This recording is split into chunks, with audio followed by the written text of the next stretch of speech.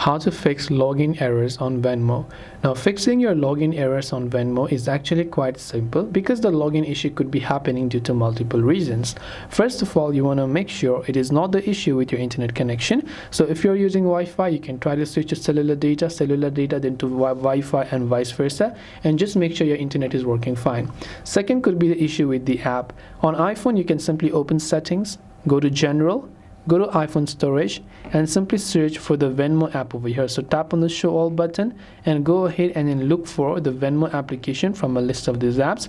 If you are on Android, you want to make sure to basically long press, tap the I button, and basically go to the clear data option to be able to clear it. Now once you find Venmo over here, let me just go ahead and then search for the Venmo application. You want to make sure to offload the app, and once you've offloaded the app, you can reinstall the app to see if that helps you.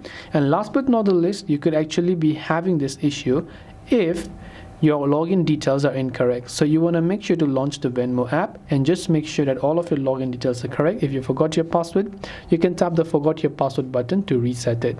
So I hope this video helped you. If you have got any further questions, feel free to also leave them down in the comment section below. As always, thank you very much for watching till the end of this tutorial, and see you soon in the next video.